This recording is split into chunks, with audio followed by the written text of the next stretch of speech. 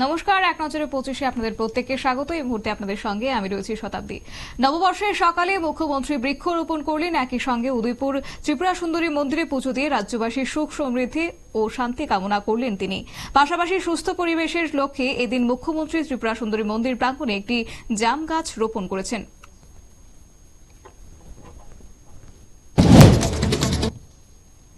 চলতি বছরে এবার হজ কোটা বাড়িয়েছে কেন্দ্র। মোদী সরকারের সংখ্যালঘু মন্ত্রক এবং সে সঙ্গে শেষবার 2014 সালে যখন মোদী ক্ষমতায় আসেন তখন হজ যাত্রীর সংখ্যা ছিল 1,36,020। এবার তা বাড়িয়ে করা হয়েছে 1,75,025। বিলুরিয়া বনকর এলাকায় একটি অটো রিকশার সঙ্গে ধাক্কায় আহত হয়েছে মানসিক ভারসাম্যহীন নিতাই দেবনাথ। নিতাই এলাকার অর্জুন দেবনাথের দোকানের সামনে দাঁড়িয়ে গালিগালাজ করছিল। তাকে ধাওয়া করলে অটো রিকশার সঙ্গে তার ধাক্কা লাগে।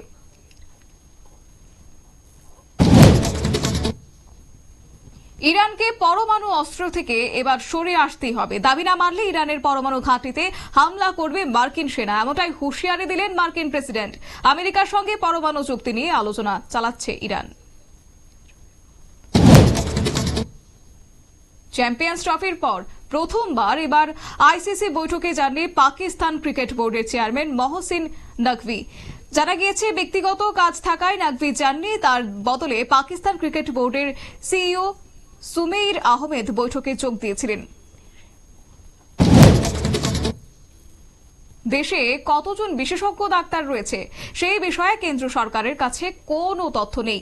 এক প্রশ্নের উত্তরে সংসদে এই কথা মেনে নিয়েছেন কেন্দ্রীয় স্বাস্থ্য প্রতিমন্ত্রী অনুপ্রিয়া পটেল।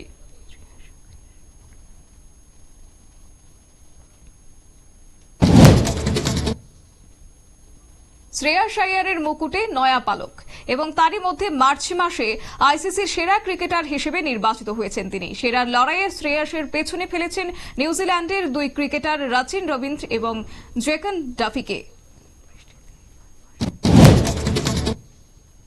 বৃষ্টিতে এবার ভাসতে চলেছে দেশ। তারই মধ্যে এবারের বর্ষা 105% বাড়বে, এমনটাই পূর্বাভাস জানিয়েছে ভারতীয় আবহাওয়া দপ্তর। আইএমডি জানাচ্ছে সাধারণত স্বাভাবিকভাবে বর্ষার গড় থাকে 50 বছরের হিসেবে 87 সেন্টিমিটার।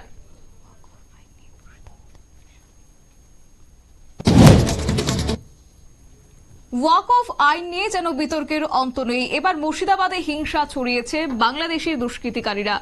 কেন্দ্রীয় স্বরাষ্ট্র মন্ত্রকের প্রাথমিক তদন্তে এই বিস্ফোরক তথ্য উঠে এসেছে। কেন্দ্রীয় স্বরাষ্ট্রমন্ত্রীকে রিপোর্ট আরও উল্লেখ করা হয়েছে, সেই রিপোর্টে হিংসা নিয়ন্ত্রণ করতে পারেননি পশ্চিমবঙ্গ পুলিশ। বিশালগড় লালসিংমুড়া স্ট্যান্ড এলাকায় একটি গাড়িতে থাকা এক যুবকের মৃত্যু হয়েছে মঙ্গলবার। নিহত রাজেশ রায় দক্ষিণ চুরিলাম এলাকার বাসিন্দা। রাত 3টে নাগাদ ঘটনার পরই পালিয়ে যায় ঘাতক গাড়িটি। শুল্ক যুদ্ধ চলছে, আর এই শুল্ক যুদ্ধের জেরে আমেরিকা বোয়িং বিমান কেনা বন্ধ করল চীন। চীন তাদের উড়ান বিমান সংস্থাগুলিকে নির্দেশ দিয়েছে নতুন করে মার্কিন বহুজাতিক সংস্থা বোয়িং কোম্পানির থেকে কোনো বিমান যেন অর্ডার না করা হয়। ন্যাশনাল হেরাল্ড মামলায় এবার বড়সড় ধাক্কার মুখে পড়েছে কংগ্রেস। মঙ্গলবার এই মামলায় চার্জশিট পেশ করেছে ইডি। মামলায় ইডি সোনিয়া গান্ধী, রাহুল গান্ধী এবং শ্যাম পিত্রোদার নামে চার্জশিট দিয়েছে। আগামী 25 এপ্রিল এই মামলার শুনানি হবে বিশেষ আদালতে। কর্ণাটকের মুখ্যমন্ত্রী তথা কংগ্রেস নেতা সিদ্দারামাইয়ার মাইসুরু নগর উন্নয়ন বিভাগ এই জমি দুর্নীতি মামলার মাইসুরু লোকায়ুক্ত পুলিশ মামলার তদন্ত চালিয়ে যেতে পারবে। এমপি এমএলএ আদালতে জানালো এবং সে সঙ্গে পুলিশের দেওয়া চূড়ান্ত রিপোর্টের পরই এই মামলার রায় দেওয়া হবে। মধুপুর বাজারের বিদ্যুৎ অফিসের সামনে রীতিমতো মোটরসাইকেল ও একটি রিকশার সঙ্গে সংঘর্ষে আহত হয়েছে দুজন। আহতদের মধ্যে কার্তিক হারিয়ে দেবের শারীরিক এবং পাশাপাশি তার মানসিকভাবে অবস্থা অনেকটাই আশঙ্কাজনক। তাকে আগরতলা জিবি হাসপাতালে ভর্তি করানো হয়েছে।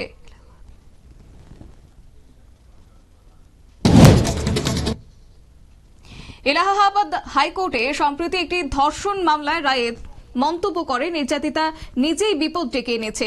সেই মন্তব্যের জন্য এলাহাবাদের উচ্চ আদালতকে ভর্ৎসনা করল সুপ্রিম কোর্ট। এই ধরনের মন্তব্য করা উচিত হয়নি বলে মনে করছে সুপ্রিম কোর্ট। আগরতলায় প্রগতি রোড এলাকায় সুব্রত দেববর্মার বাড়ি দখল নিতে তার বাড়িতে হামলা করেছে দুষ্কৃতিকারীরা, এমনটাই অভিযোগ। পাশাপাশি বাড়ির মালিক সুব্রত দেববর্মাকে প্রাণনাশের হুমকি পর্যন্ত দিয়েছে দুষ্কৃতিকারীরা। ঘটনায় মুখ্যমন্ত্রীর দৃষ্টি আকর্ষণ করেছে নিগৃহীত সুব্রত দেববর্মা।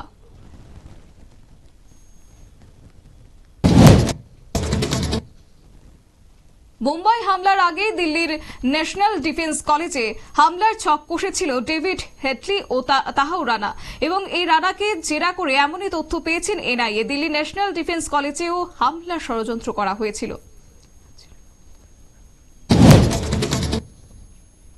রাজ্যের ক্ষমতার পরিসর বৃদ্ধি করতে এবার উদ্যোগ এবং উচ্চ পর্যায়ের কমিটি গঠন করতে চলেছে তামিলনাড়ু সরকার। এই কমিটির নেতৃত্বে থাকবেন সুপ্রিম কোর্টের প্রাক্তন বিচারপতি কুরিয়ান জোসেফ। এছাড়াও থাকছেন প্রাক্তন আইএএস অফিসার অশোক বর্ধন শেট্টি এবং মো নাগারাজন।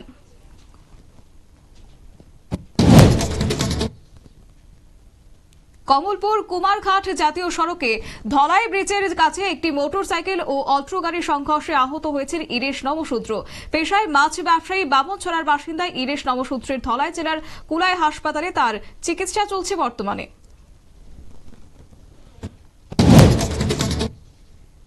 হাসপাতাল থেকে সদ্যজাত শিশু চুরি হলে হাসপাতালের লাইসেন্স বাতিল করা হবে, এমনটাই নির্দেশ দিয়েছে সুপ্রিম কোর্ট। মঙ্গলবার শিশু পাচার সংক্রান্ত একটি মামলা শুনানিতেই সেই নির্দেশ দেওয়া হয়েছে সুপ্রিম কোর্টের পক্ষ থেকে। শিশু পাচার সংক্রান্ত মামলার বিচার 6 মাসের মধ্যে শেষ করতেও নির্দেশ দিয়েছে সুপ্রিম কোর্ট। বারাণসী গণধর্ষণের ঘটনায় প্রধানমন্ত্রী নরেন্দ্র মোদী পুলিশের ভূমিকায় অসন্তোষ প্রকাশ করার 5 দিনের মধ্যেই কাশী জোনের ডিসিপিকে সরিয়ে দেওয়া হয়েছে। কাশী জোনের ডিসিপিকে চন্দ্রকান্ত মিনার বদলিতে রাজ্য পুলিশ মহলে শোরগোল পড়ে গিয়েছে। পহেলা বৈশাখ উপলক্ষে উদয়পুর ত্রিপুরেশ্বরী মাতাবাড়িতে পুণ্যার্থীদের বিশেষ ভিড় লক্ষ্য করা গেছে মঙ্গলবার। এদিন বহিরাজ্যের বহু পুণ্যার্থীরা ত্রিপুরেশ্বরী মন্দিরে পুজো দিতে এসেছেন। লক্ষণীয় ভাবে বেশিরভাগই ছিলেন প্রতিবেশী আসামের বাসিন্দা।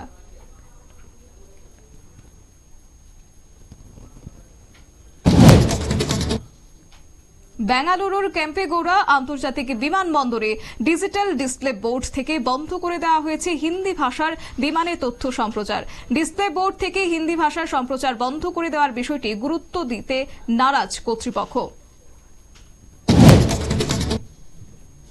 রবার্ট বাড্রাকে তলব করেছে ইডি। বিশেষ করে আর্থিক লেনদেন এবং বেনামি সম্পত্তি কেনার মামলায় জিজ্ঞাসাবাদের জন্য মঙ্গলবার ফের তাকে তলব করা হয়েছে। এর আগে গত 8 এপ্রিল রবার্টকে ইডির দপ্তরে হাজিরা দিতে বলা হয়েছিল, তবে তিনি সেই সময় যাননি। সোমবারই কংগ্রেসে যোগ দিতে ইচ্ছে প্রকাশ করেছেন রবার্ট বাড্রা। ত্রিপুরা এপেক্সি ফিশারি কোঅপারেটিভ সোসাইটির লিমিটেডের ন্যায্য মূল্যের দোকানে চাহিদা মতো মাছ না পেয়ে ক্ষোভ জানিয়েছে ক্রেতারা। মহারাজগঞ্জ বাজারের সরকারি কেন্দ্রে বিক্রি হচ্ছে শুধু ইলিশ আর সার্ডিন মাছ।